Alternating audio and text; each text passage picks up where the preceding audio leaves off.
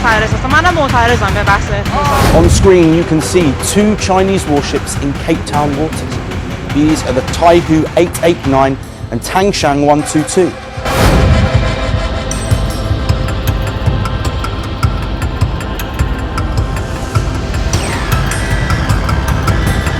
Who has the power? One more time. Who has the power? What kind of power? People power. All right. Iran में तकरीबन 10 से 12 दिनों से जो प्रदर्शन चल रहा है उसकी रफ्तार और उसकी धार तो कुंद हुई।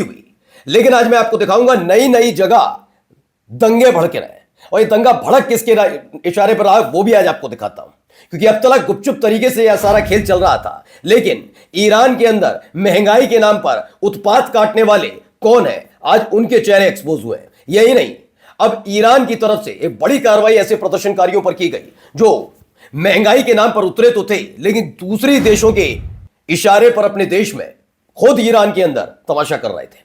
जिस दिन यह हुआ उस दिन भी मैंने कहा था और आज फिर कहता हूं, हो सकता है खामेनेई साहब, हो सकता है ईरान के राष्ट्रपति, हो सकता है ईरान की सरकार से आपकी नाराजगी हो, लेकिन अगर आप अपने देश का झंडा जला रहे हैं इसका मतलब आप ईरान के नहीं हो सकते, यानी उस देश के नहीं हो सकते। नहीं, यही नहीं, मस्जिद में अगर घुसकर तोड़फोड़ कर रहे हैं तो ये कैसे मुसलमान है, खुद सोचिए। अब ऐसे ही लगातार पकड़े जा रहे हैं वो लोग जो दूसरे देश के इशारों पर काम कर रहे थे और बड़ा ऐलान भी किया गया ईरान की तरफ से। ईरान ने एक और ऐसा काम किया जिसने अमेरिका को बेचैन किया, तो और इसके अलावा अमेरिका के अंदर भी गृह युद्ध जैसे हालात क्यों बन गए, बहुत सारी खबरें आज आपको दिखाने जा रहा हूं। नमस्कार, मैं हूं प्राज्वल गौतम और आप देख रहे हैं द लाइव टीवी।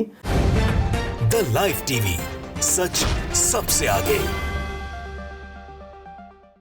सबसे पहले शुरुआत इस खबर के साथ, देखिए क्या हो रहा है यहां पर।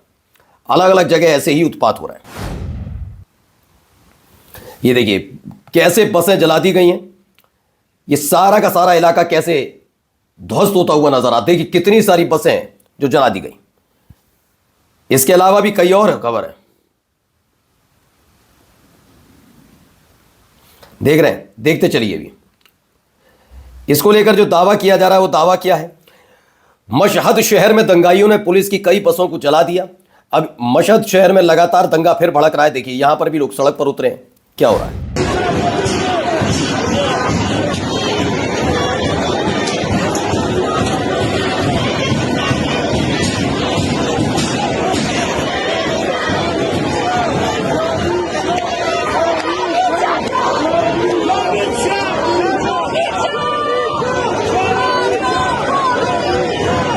तो इसको लेकर दावा है कि कल रात ईरान के सबसे बड़े शहरों में से एक और महत्वपूर्ण गढ़ मशहद में बड़े पैमाने पर विरोध प्रदर्शन भड़क उठे।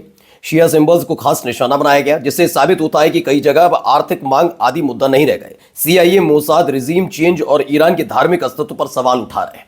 यही बात शुरुआत में भी हमने आपसे कही थी कि हो रहा है, लेकिन एक दो तस्वीरें पहले यहां से भी देखते चलिए।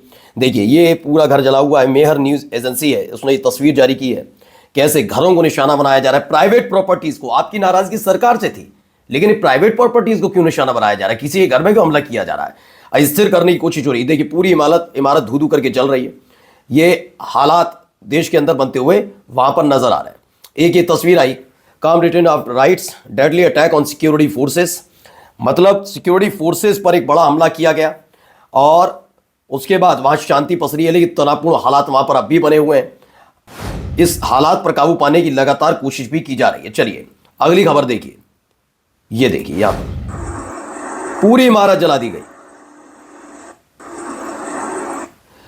तो इसको लेकर भी दावा है कल रात ईरान में प्रोटेस्ट कम ही रहे। सिक्योरिटी फोर्सेस का सड़कों पर कंट्रोल बढ़ता जा रहा है। फिर भी ईरान के गोल्ड शहर कराज नगर पालिका की एक विशाल इमारत आग की लपटों में घिर गई।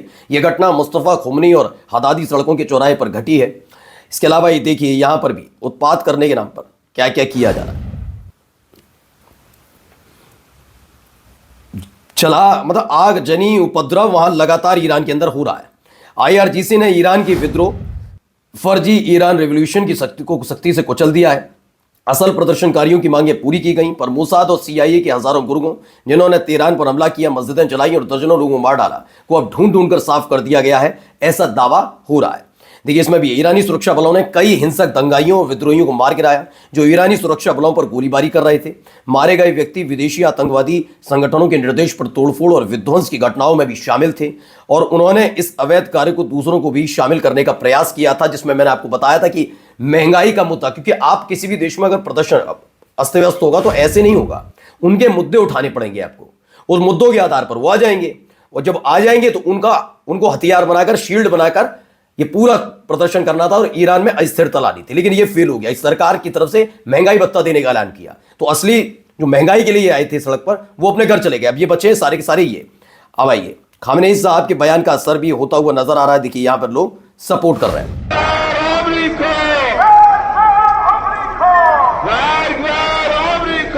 کسی که معترض هستن، منم معترضم به بحث اقتصاد، بعد حساب خودشون از این اغتشاشگرا جدا کنن، به شدت با اینا برخورد بکنن. اینا دارن امنیت ما و بچه‌هامون رو دارن در خطر میندازن. तो खामनेई के आह्वान के बाद इस्लामिक रिपब्लिक के समर्थन में देशव्यापी प्रदर्शन। ईरान में अब सरकार समर्थक भी बड़े पैमानों पर सड़कों पर उतर चुके हैं। अर्दिल अरख, मशहद समेत पूर्व से लेकर पश्चिम तक रैलियां हुई। प्रदर्शनकारियों ने इस्लामिक रिपब्लिक और सर्वोच्च नेता के प्रति समर्थन जताया और दंगाइयों की निंदा की। नारे और संदेहार्थक हालात पर आलोचना हो सकती है कि हिंसा आतंकवाद है, हम अपने नेता के साथ खड़े, हम इस देश का 1 इंच भी नहीं छोड़ेंगे, सुरक्षा बल आतंकियों पर सख्ती करे, वे हमारे बच्चों की जिंदगी खतरे में डाल रहे हैं। अब वहीं के लोग कह रहे हैं, ये निकल कर आया। देखिए, यहां पर भी एक खबर है। عده‌ای آشوبگر و اغتشاشگر و مزدور دیشب در تهران نسبت به اموال عمومی و خصوصی تعرضاتی داشتن، آتش زدن. तो अगर यूएस इजराइल के एजेंट ईरान की सड़कों पर उतरे तो कयामत बरपेगी। आईआरजीसी के व्हीकल्स मशीन गन ताने हैं। चीफ प्रोसिक्यूटर ने कहा, सशस्त्र दंगाइयों के प्रति नरमी नहीं बरतेंगे, सजा फसाद की अल अर्द यानी देश में उपद्रव फैलाना की होगी, जिसके तहत मृत्यु दंड का प्रावधान है ईरान के अंदर। ये क्लियर कर दिया गया। अब ये देखना आगे कि कब तक इस पर पूरी रोक लगती है। अब देखिए एक्सपोज कैसे हुई। देखिए, ये का सैटेलाइट तस्वीर है, सीसीटीवी की है, उसमें से निकल कर आई तस्वीर। IRIB की न्यूज है।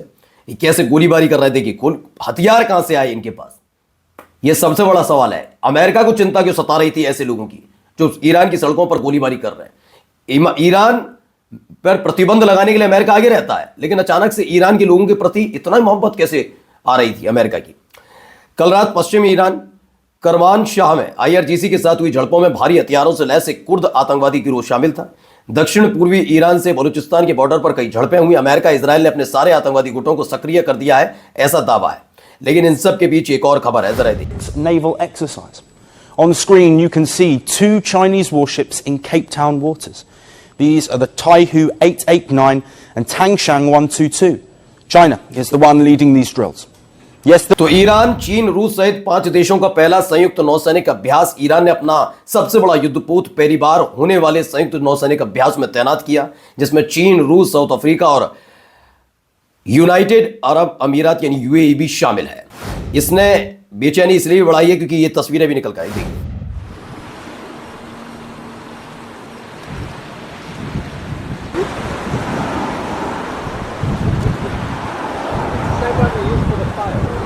तो क्या है ये बता देता हूं आपको। दरअसल ये ईरान का सबसे बड़ा नौसैनिक पोत है। आयरिस मकरान केपटाउन के फॉल्स बे के पास चीनी युद्धपोतों के साथ पहुंच गया है, जबकि रूस के जो अभी भी वॉरशिप है वो वहां पहुंच रहे हैं या रास्ते में। तीनों ब्रिक्स देशों की नौसेनाएं संयुक्त विल फॉर पीस 2026 अभ्यास की तैयारी कर रही है, जिसने इस इलाके में, जिसमें मिडिल ईस्ट के अंदर अपनी ताकत को बनाए रखने के लिए अमेरिका प्रयासरत रहता है, उसको बेचैन कर दिया है। तो ये खबरों के साथ साथ अब आइए एक खबर और आई है। ये देखिए, यहां भी एक प्रदर्शन चल रहा है। प्रदर्शन कहां का है, क्या है, मैं बताता हूं। देखिए, Who has the power? One more time. Who has the power? Have the power. What kind of power? People power. All right. Who has?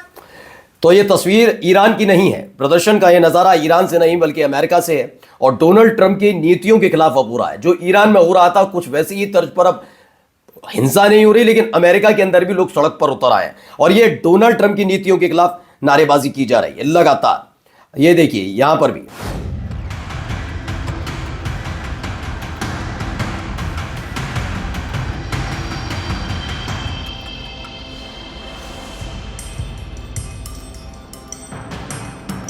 तो ग्रीनलैंड पर डोनाल्ड ट्रंप के प्लान से नेटो में खलबली है। सवाल यह है कि क्या ग्रीनलैंड को डिफेंड करने के लिए डिप्लोमेसी काम आएगी या फिर मिलिट्री माइट आमने सामने होंगे। जब से वेनेजुएला वाला मामला हुआ है तब से डोनाल्ड ट्रंप इसी तरह के बयान देते नजर आ रहे हैं। देखिए बयान ये वाला था जिसकी वजह से चर्चा बन गई।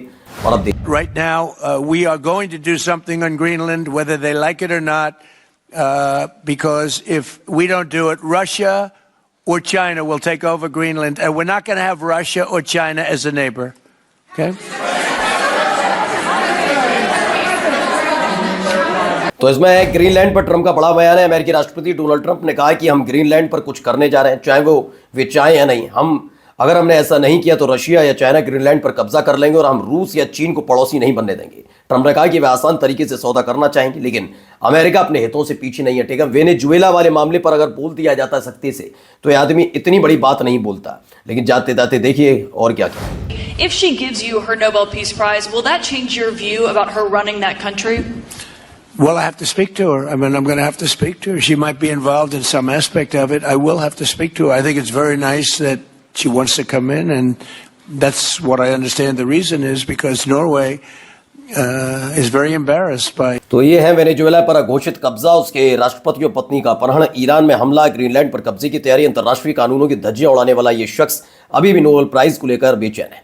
अमेरिकी राष्ट्रपति डोनाल्ड ट्रंप ने कहा कि मैंने 8 युद्ध सुलझाए, इनमें इंडिया और पाकिस्तान जैसे मामले भी शामिल हैं, जहां पहले ही 8 जेट गिराए जा चुके थे। मैंने ये सब तेजी से और परमाणु हथियार के बिना किया। ट्रंप ने कहा इतिहास में मेरे अलावा किसी और को नोबेल पुरस्कार मिलना चाहिए, ऐसा मैं सोच भी नहीं सकता। समझ गए इस आदमी की नीयत क्या है? सिर्फ इस आदमी को अपनी पीठ थपथपानी है खुद ही। नमस्कार। द लाइव टीवी, सच सबसे आगे।